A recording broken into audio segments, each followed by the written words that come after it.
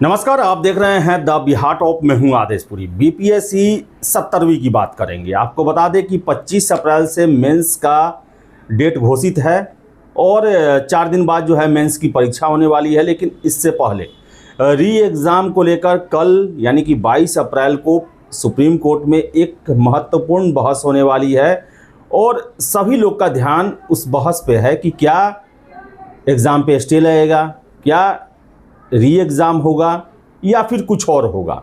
इसके साथ साथ कोचिंग संचालकों की भूमिका पर भी सुप्रीम कोर्ट में प्रश्न उठा है। हमारे साथ हैं पटना के पुराने शिक्षकों में शुमार समीर सर हैं और आपको बता दें कि लंबे समय से बीपीएससी यूपीएससी में पढ़ाने का, फिर से परीक्षार्थी भी रहे हैं, एक लंबा अनुभव है। तो इनसे ही बात करते हैं कि सुप्रीम कोर्ट मामला गया है, पूर्व में भी सुप्रीम कोर्ट गया, क्या हुआ और क्या संभावनाएं दिखती है। सर, आप तो लंबे समय से देख रहे हैं सर, क्या हाई कोर्ट में तो एक तरह से फैसला आता रहता है आयोग के पक्ष में। सुप्रीम कोर्ट सर, आपको कोई इतिहास याद हो जहां पर छात्रों ने इतनी मजबूती से लड़ा हो और कुछ उसका फल छात्रों के पक्ष में आया है, ऐसा कोई पहले हुआ है सर? देखिए, जहाँ तक हमको लगता है कि अब तक के इतिहास में छात्र आंदोलन का जो भी मुद्दा रहा हो, इस तरह का लंबा संघर्ष कभी भी भारत में नहीं चला, खास करके प्रतियोगी छात्रों के द्वारा। लेकिन जहाँ तक है कि कोर्ट की रवैया की बात, तो अब तक खास करके पटना हाई कोर्ट का हम देखते हैं कि लड़कों के पक्ष में कभी नहीं रहा। और जहाँ तक सुप्रीम कोर्ट का सवाल है, तो अब तक ये देखा गया है कि जो पटना हाई कोर्ट का फैसला रहा है, मोटे तौर पर सुप्रीम कोर्ट ने उसी पर मुहर लगाया। तो कुल मिलाकर के यह कह सकते हैं कि न्यायपालिका का जो दृष्टिकोण रहा है वो अब तक बीपीएससी के पक्ष में रहा है, चाहे हाई कोर्ट हो या सुप्रीम कोर्ट हो, उसका यही रवैया रहा। अब जहाँ तक है कि इस केस के मुद्दे पर, तो इस केस में भी जहाँ तक है कि देखिए, जो फैक्ट लड़के लोगों ने जो है इकट्ठा किया है वो एक टेक्निकल मुद्दा हो जाता है। कोई स्पष्ट साक्ष्य नहीं है कि जिस स्पष्ट साक्ष्य को देख करके जो है कोई भी जो है जस्टिस यह कह दे कि हाँ भाई, इसमें धांधली हुई है और परीक्षा रद्द होना चाहिए और इस पर एक जांच कमेटी बैठना चाहिए। ऐसा तो कोई साक्ष्य है नहीं। हाँ, वो साक्ष्य अगर मिल जाता, जिस साक्ष्य का दावा कुछ जो आज के डेट में बहुत प्रसिद्ध कोचिंग संचालक हैं, अगर वो साक्ष्य इन लोगों को मिल जाता और कोर्ट में ये लोग अगर दे पाते, तब तो वो क्षण भर में हो जाता फैसला। तब जो है सुप्रीम कोर्ट जाने का कोई सवाल ही नहीं था, पटना हाई कोर्ट में ही फैसला हो जाता और वो फैसला पूरी तरह से लड़कों के पक्ष में जाता। लेकिन दुर्भाग्य है कि जिस कोचिंग संचालक ने इस ढंग का दावा किया, लगभग 15-20 दिन तक सारे मीडिया में, आपको यूट्यूब से लेकर के जो भी नेशनल मीडिया था, उन सारे लोगों को बुला करके और उनके स्टूडियो में जा करके बयान दिया कि हमारे पास ये साक्ष्य है कि एक अकाउंट से बी के अकाउंट में गया, बी से सी के से डी के अकाउंट में, फिर उसकी पत्नी के अकाउंट में गया। यहाँ इसमें हजारों करोड़ का खेला हुआ। तो इस ढंग का अगर साक्ष्य रहता, फिर यह भी कहा कि नवादा और गया कैटेगरी से क्वेश्चन आउट हुआ और वही क्वेश्चन जो है जो दूसरे शिफ्ट में एग्ज़ाम हुआ 4 तारीख को, वही क्वेश्चन पूछ लिया गया, जिसके चलते 20% उन लड़कों का रिजल्ट है उसको वो एग्ज़ाम देने वाले का। तो इस ढंग का अगर साक्ष्य होता तो तब तो कोई भी अंधा बहरा भी होगा, कोई भी जस्टिस होगा, वो जो है तुरंत एग्जाम को रद्द कर देता। लेकिन ऐसा तो कुछ सर, तो क्या सरकार का सर नहीं बनता है जिम्मेदारी की जो संस्थागत भ्रष्टाचार के आरोप लगाए गए, सारे मीडिया के सामने लगाए गए, तो सरकार का भी सर ये कर्तव्य बनता है कि इस पर जांच करते हो। दुर्भाग्यजनक बात है ये, बिल्कुल जैसे दुर्भाग्य है बिहार का और बिहार के लाखों छात्रों के लिए कि जब मामला देखा जा रहा है कि कुछ लोग हैं जो सीधे बीपीएससी पर आरोप लगा रहे हैं, बिहार सरकार पर आरोप लगा रहे हैं, तो और बिहार सरकार के कुछ मंत्री और प्रवक्ता भी जो है सो रिएक्शन में कुछ बोल रहे हैं, लेकिन वो सारी बातें बोलने तक रह गई, सीमित रह गई। कहीं कोई जांच का कोई ऑर्डर हुआ नहीं। अगर जांच हो जाता तब तो बहुत मामला क्लियर हो जाता। अगर जांच हो जाए, और जहां तक देखिए लोग कहते हैं कि बीपीएससी का ये 70वीं जो एग्ज़ाम है ये री एग्ज़ाम होना चाहिए, ये कैंसिल कर दिया जाए और फिर से दोबारा एग्ज़ाम होना चाहिए, ये बिल्कुल बकवास मांग है हमारे समझ से।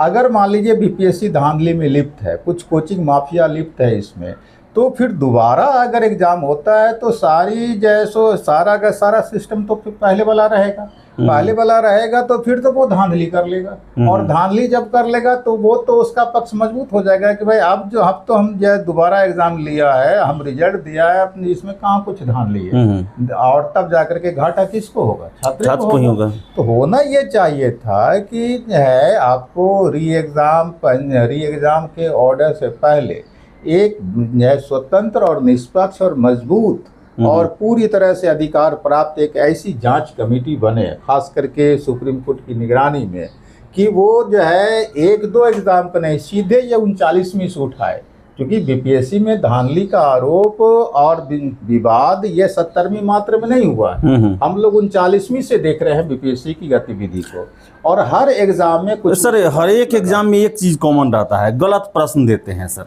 इस पर क्या कहेंगे सर? क्या सर ये गलती से होता है या सोची समझी रणनीति के तहत होता है? ये गलती से नहीं हो सकता। गलती देखिए एक बार हो सकता है, 2 बार हो सकता है, हर बार तो गलती नहीं होता। हो सकता है हम लोग जिस समय आईएएस की तैयारी किया करते थे, हमको याद है उसी समय 39वीं का एग्जाम शुरू हुआ था न्यू सिलेबस के मुताबिक। उस समय हमारे गुरुदेव अनिल सर जो है आईएएस का एग्जाम दिया करते थे जी। उस समय से हमको याद है कि बीपीएससी में के हर एक एग्जाम में 5, 10, 15, 20 क्वेश्चन गलत होता रहा। तो सवाल ये है कि क्वेश्चन आप किससे सेट कराते हैं? आप किसी प्रतियोगी परीक्षा की तैयारी करने वाला जो भी लड़का बीपीएससी की तैयारी कर रहा है, अगर उसी को कहिए 150 क्वेश्चन सेट करने के लिए, तो हमको लगता है वो आराम से 150 क्वेश्चन सही सेट कर देगा। और जब आप जो है एक्सपर्ट से क्वेश्चन सेट करवाते हैं, उसमें भी प्रोविज़न है कि वैसा जो यूनिवर्सिटी का प्रोफेसर जो कम से कम 10 साल से पढ़ा रहा हो, वैसा ही टीचर आपका एक्सपर्ट होता है क्वेश्चन सेट करने के लिए। तो फिर उससे गलती कैसे हो जाता है क्वेश्चन सेट करने के? इसका मतलब है कि आप जानबूझ करके कुछ न कुछ ऐसा कमज़ोर पक्ष छोड़ देना चाहते हैं, जिसके चलते कुछ उसको धांधली करने का फायदा मौका मिल जाए, या जिसके पक्ष में वो काम करना चाहता है उसके लिए कुछ वो लाभ पहुंचा दे। नहीं तो हर बार गलत कैसे क्वेश्चन हो जाएगा? आईएएस का क्वेश्चन क्यों नहीं गलत हो जाता है? सर 67, 68, 69 में तो कहाँ गलत हुआ सर? वही नहीं गलत होता। हमको याद है कि शायद 1992 की कहानी है या ऐसे कुछ वर्ष की कहानी है, एक लोक प्रशासन का एक क्वेश्चन गलत हो गया था, क्योंकि उस समय तो ऑप्शनल भी हुआ करता था आईएएस के पीटी में। लोक प्रशासन का एक क्वेश्चन गलत हुआ था और उसका नतीजा हुआ कि एग्जाम रद्द हो गया था, और दोबारा फिर एग्जाम हुआ था आईएएस का। तो अगर मान लीजिए कि आईएएस क्वेश्चन सेट करने, ये आईएएस का जो क्वेश्चन होता है उसमें कहीं गलती नहीं होता है, तो फिर आप सेट करवाते हैं, हर एक साल गलत कैसे क्वेश्चन हो जाता है? इसका मतलब है कि कहीं न कहीं आप चाहते हैं कि जो है गड़बड़ी का चांस बना रहे, इसमें कोई शक नहीं है। समझ गए ना? तो इसलिए हाँ, हम जो बोल रहे थे कि देखिए री एग्ज़ाम होना चाहिए, लेकिन री एग्ज़ाम से पहले एक जांच कमेटी बने, और वो जांच कमेटी केवल 70वीं की जांच ना करे, क्योंकि आज के डेट में सबसे बड़ा सवाल जो है बीपीएससी पर वो उसकी विश्वसनीयता का, क्योंकि किसी भी लड़के का अब बीपीएससी पर विश्वास नहीं है, चाहे वह जो है कारण सही हो या गलत हो। इसके बारे में हम नहीं कह सकते कि बीपीएससी धांधली करता ही है या नहीं करता है, लेकिन सवाल है कि जब आप पर पूरे तौर पर शक किया जा रहा है कि आप सक्षम नहीं है एग्ज़ाम लेने में, आप धांधली करते हैं या करवाते हैं, कोचिंग माफिया को शरण देते हैं, कोचिंग माफिया को बुला करके आप मीटिंग करते हैं, तो ये सब जो बातें हैं इसके चलते बीपीएससी पर बहुत बड़ा सवाल लग गया है। वो सवाल है उसकी विश्वसनीयता का। तो अब बीपीएससी की विश्वसनीयता बरकरार कैसे होगी? तो इसकी विश्वसनीयता बरकरार तभी होगी जब एक जो है सक्षम जांच कमेटी इसकी जांच करे, और अभी से नहीं, वो 39वीं से जांच करे, और 39वीं से जांच करते हुए ये 70वीं तक आए, और उसमें देखा जाए कि कहाँ पर किस तरह से गलती हुई है या नहीं हुई है। मान लीजिए वो जांच कमेटी अगर सर्टिफिकेट दे देती है कि भाई बीपीएससी के द्वारा अब तक कोई धांधली नहीं हुआ, लड़का विश्वास कर लेगा, तब उसका जो है दोबारा विश्वास बहाल हो जाएगा बीपीएससी पर कि भाई चलो बीपीएससी जो भी अब एग्ज़ाम ले रही है या पहले लेती रही, कहीं कोई धांधली नहीं है, केवल रूमर था, केवल अफवाह था। और अगर मान लीजिए वो जांच में जो है पकड़ लेती है कि हाँ बीपीएससी में धांधली हुआ, जानबूझ करके धांधली हुआ, तो जो भी उसके लिए दोषी व्यक्ति है उस पर कार्रवाई हो जाए। कार्रवाई जब हो जाएगा तो जो बीपीएससी में अब अभी का अफसर है या आने वाला जो अफसर होगा वो डर करके फिर कभी धांधली नहीं करेगा कि मेरे कार्यकाल में भले ही हम नहीं पकड़े जाए अपने कार्यकाल में, लेकिन रिटायरमेंट के बाद भी तो हम पकड़े जा सकते हैं। अगर ये इस ढंग से काम हो तो हमको लगता है बीपीएससी की विश्वसनीयता बरकरार जैसे आराम से हो जाएगी, और इस दिशा में खुद बिहार सरकार को ही इतनी पहल करना चाहिए था। लेकिन आश्चर्य है कि बिहार सरकार इस बारे में कुछ पहल नहीं करती है। और देखिएगा कि इस मतलब कि स्थिति का सबसे घाटा बिहार सरकार को ही होगा। ये जो लाखों नौकरी दे रहे हैं, आप देहात में जाइए, लोगों का क्या समझ है? लोग की साफ समझ है कि धांधली होता है, प्रतियोगिता परीक्षा में धांधली होता है, नौकरी बिकता है। सर एक अंतिम प्रश्न है सर, सुप्रीम कोर्ट में जब उस दिन बहस हुआ तो जज साहब ने, आपने सुना होगा कि वो जो बीपीएससी का प्राइवेट कोचिंग से मीटिंग हुआ उस पर उन्होंने प्रश्न खड़ा किया, साथ ही ये कहा कि क्वेश्चन जो है वो जो लोग आए थे उन लोग का ही क्वेश्चन उसमें आ गया बड़ी संख्या में। सर क्या लगता है कि ये कोर्ट का रुख जो है वो कोचिंग, खासकर 2 कोचिंग संस्थानों पर थोड़ा गर्म है सर? कल के बहस में सर लग रहा है कि इस पर कुछ एक्शन लिया जाएगा। देखिए, हाई कोर्ट ने भी स्वीकार किया है कि संदेहास्पद स्थिति है इन लोगों की। देखिए, सबसे पहली बात तो यह है कि प्राइवेट कोचिंग वाले को एक संवैधानिक संस्था बुला करके अपनी गतिविधि में या अपने निर्णय में उसको शामिल कर ले, यही गलत बात है।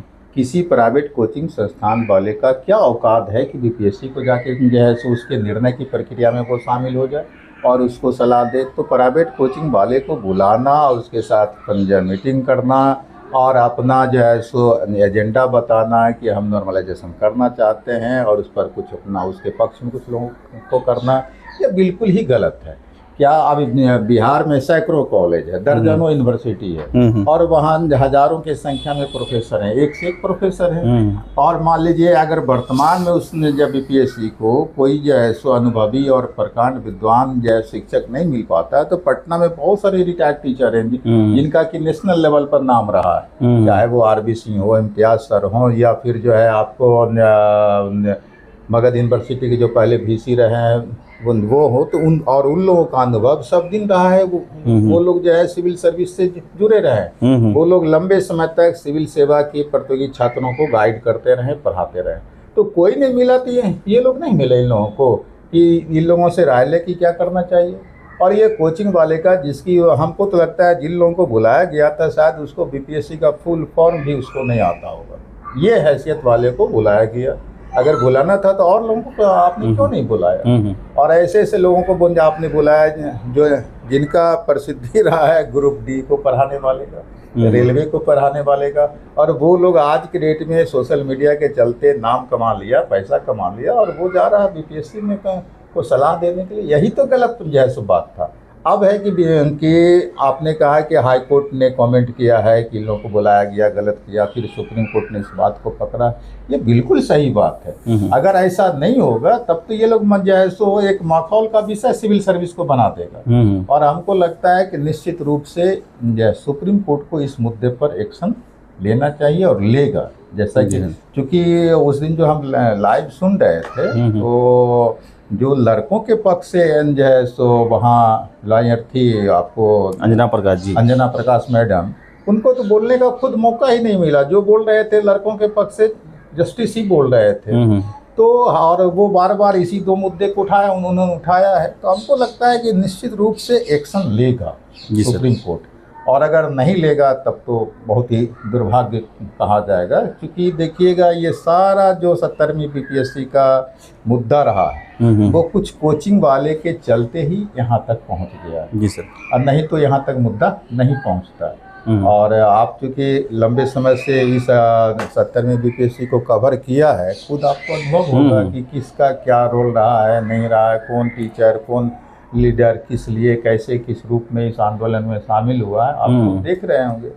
तो हमको लगता है सुप्रीम कोर्ट कलेक्शन में आएगी सुप्रीम कोर्ट कलेक्शन में आएगी। और कल बहुत महत्वपूर्ण दिन है, लेकिन इसके साथ साथ सर मेंस वाले कैंडिडेट को क्या कहेंगे सर? बड़ा ही सर वो दोराहे पर फंसे हुए हैं। तो हमको तो लगता है कि जिन लोगों ने 17वीं बीपीएससी को लेकर के जो शिक्षक लोग खास करके, अरे छात्र है, छात्रत्व का तो मुद्दा था, वो आंदोलन किया, लेकिन जिन शिक्षकों ने जो है इस आंदोलन का नेतृत्व किया और सपना दिखाया कि हमारे पास इतना बड़ा प्रूफ है, इतना घोटाला हुआ है, हमको तो लगता है सबसे ज़्यादा वो जो टीचर और वो कोचिंग संचालक दोषी है कि ये लगभग 4 लाख लड़कों का भविष्य उसने बर्बाद किया।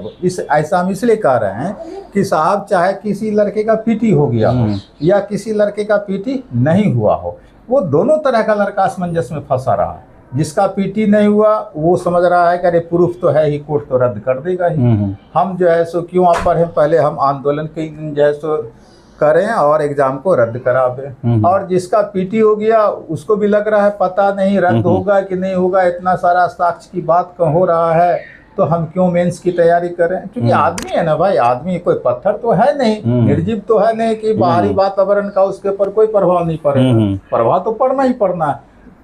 और जब आप जाके कह रहे हैं कि हम किडनी बेच देंगे लड़कों के लिए, लेकिन परीक्षा को रद्द करा कर रहेंगे, और तब उस हालत में तो जो पीटी का लड़का था वो भी नहीं पढ़ पाया, मेंस का लड़का था वो भी ठीक से नहीं पढ़ पाया, और इसके लिए कौन दोषी माना जाएगा? दोषी तो वो माना जाएगा जो साफ तौर पर कहता था कि हमारे पास साक्ष्य है, हम हाई कोर्ट से लेकर सुप्रीम कोर्ट लड़ेंगे और जैसो साक्ष्य जमा करेंगे। तो सबसे बड़ा अपराधी उसको कहा जाएगा, सोशल क्रिमिनल माना जाएगा वैसे व्यक्ति और कोचिंग वाले को जिसने लड़कों का भविष्य बर्बाद किया। और देखिएगा अगर ये 17वीं बीपीएससी का पीटी रद्द नहीं हुआ तो हमको लगता है बिहार के लड़कों का बहुत कम रिजल्ट होगा मेंस में, ऐसे ही कम होता जा रहा है। ज़्यादातर तब जो है बाहर के जो लड़के होंगे, दिल्ली बेस्ड या फिर यूपी या अदर स्टेट के, वो लड़के ज़्यादा कम्पीट इस बार कर जाएंगे तुलनात्मक रूप में। ऐसा इसलिए कि बिहार का लड़का तो उलझ के रह गया आंदोलन के मुद्दे को लेकर के, लेकिन बाहरी लड़का जिसका हो गया था पीटी वो अपना जाए, यहाँ के लड़कों से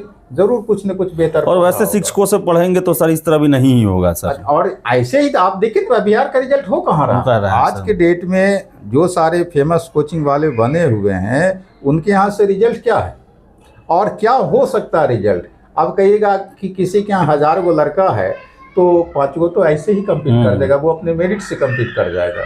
लेकिन जो अभी का टीचर है जो इतना जो है आपको लड़के को भ्रम में डाल करके तरह तरह का कॉमेडी करके या कहीं जोकरपनी करके अपना जो कोचिंग चलाता है, वैसे कोचिंग का स्टूडेंट सिविल सर्विस क्या रेलवे नहीं कम्पीट कर सकता है। रेलवे में एक समय था कि 60% से ज़्यादा लड़का बिहार का कम्पीट करता था, आज 10% भी नहीं कम्पीट करता है। यूपीएससी में हम लोग के टाइम में 10% एवरेज हर साल आईएएस में कम्पीट करता था। आज के डेट में 4% भी बिहार का लड़का नहीं कम्पीट कर रहा। हाँ, बिहार का कौन लड़का कम्पीट कर रहा है? जो बाहर में नॉन रेजिडेंस बिहारी, बस उन्हीं लड़कों का रिजल्ट हो रहा है। तो ऐसा क्यों हो रहा है? इसलिए कि भाई कोई गाइड करने वाला सही टीचर नहीं है, कोई गाइड करने वाला सही कोचिंग नहीं है। और उससे पहले देखिए तो बिहार की शिक्षा व्यवस्था पहले ही चौपट हो गया, तो बेस लड़के का पहले से कमजोर है। और उस लड़के को सोशल मीडिया से आप जो है हंसा करके सोशल मीडिया के माध्यम से या आप ही के तबके से आने वाले जो कुछ तथाकथित मीडिया वाले बने हुए हैं जो रात दिन जो है मोदी से भी बढ़ करके वैसे टीचर का इंटरव्यू लेते रहता है और तरह तरह का उनके पक्ष में गुणगान करता है, तो नतीजा क्या होता है कि जिस लड़के का स्कूलिंग ही खराब हुआ है तो वो लड़के वैसे ही टीचर को जो है सो सबसे बड़ा टीचर मान लेता है, उसी कोचिंग को सबसे बड़ा कोचिंग मान लेता है। नतीजा क्या है कि वो लड़के आते हैं, उन लोगों के ट्रैप में फंसते हैं और कैरियर अपना बर्बाद करते हैं। तो यही अवस्था रह गया। तो चलिए सर, कल महत्वपूर्ण दिन है और देखिए कल क्या होता है। हर एक अपडेट आपको हम देते आए हैं, आगे भी देते रहेंगे। समीर सर थे और इन्होंने काफ़ी गहन बातें की जो कि सिविल सेवा की तैयारी करने वाले छात्रों को मंथन इस पर करना चाहिए, सोचना जरूर चाहिए। शॉर्टकट, लुभावने वादे, इन सब से आप दूर रहें। तो फिलहाल इस वीडियो में इतना ही। वीडियो पसंद है लाइक। अरे ऐसे ऐसे टीचर है कि आप देखिए बोर्ड पर हम तो कहते हैं कि जो आज के डेट में सबसे ज़्यादा फेमस टीचर है वो बोर्ड पर जो लिखता है 10 लाइन उसका चेक कर ले, देखिएगा 5 का शुद्धि होगा। हिंदी जो टीचर नहीं लिख पाता है बोर्ड पर 5 लाइन 10 लाइन, वो टीचर क्या सिविल सर्विस के स्टूडेंट को गाइड करेगा साहब। जबकि सिविल सर्विस का जो स्टूडेंट होता है वो कितना उसको पढ़ना पड़ता है, कितना डेप्थ नॉलेज रखना पड़ता है, कितना टेक्स्ट बुक पढ़ना पड़ता है। और तब जा कर के वो कम्पीट करता है। और ये लूसेंट और गाइड से लेकर के पढ़ाने वाला टीचर, और उसमें भी सब अशुद्ध लिखता है, तो वो तो पीटी ठीक से नहीं पढ़ा सकता, मेंस कहाँ से पढ़ाएगा, संभव नहीं है। और जो टीचर पढ़ा रहा है, आप कभी फिर जाए सो हम आपसे बात करेंगे, आप वैसे टीचर का 5, 10, 20 जितना वीडियो हो लाइए, हम बता देंगे कि देखिए इसमें 10 फैक्ट गलत है। व्याख्या तो करने की क्षमता नहीं है, फैक्ट जो है 10 को गलत। ऐसा सर टॉपिक्स है जिस टॉपिक के बारे में कोई भी जानता है कि भाई ये ऐसा नहीं हुआ है, और उसको भी जो है वो बिल्कुल बम्बैया स्टाइल में जो है बोल करके लड़के को फंसाता। अब एक एग्जांपल देते हैं आपको, आप भी स्टूडेंट रहे सिविल सर्विस के, क्या कभी जो है चंद्रगुप्त मौर्य का भेंट हुआ था सिकंदर से? नहीं हुआ था। हाँ। और ये जनाब पढ़ा रहे हैं कि सिकंदर ने जो है चंद्रगुप्त मौर्य ने सिकंदर को पराजित किया। कैसे पराजित किया? 20 कन्या को भेज करके। सवाल अब समझिए कहाँ आप लड़की को ले जा रहे हैं। अलिफ लैला का कहानी सुना रहे हैं सर ये। अब सोचिए एक तरफ वो लड़का लड़की जो बैठा है टीनेजर है, उसको तो मजा आ रहा है कि 20 कन्या का चर्चा हो रहा है, और कितना मिस इन्फॉर्मेशन दे रहा है, गलत फैक्ट दे रहा है कि 20 कन्या को भेज करके ये जो हरा दिया सिकंदर को। तो आप कोई भी वीडियो निकालिए, हम 10 गो फैक्ट उसका जो है गलत बता देंगे, देखिए ये फैक्ट गलत है, व्याख्या करने की तो क्षमता ही नहीं हो सकता। ये हालत है इस टीचर। तो चलिए सर, तो आप खुद मंथन करें, सोचे समझे, और जो भी अपडेट होगा आपको हम देते आए हैं, देते रहेंगे। बहुत बहुत धन्यवाद।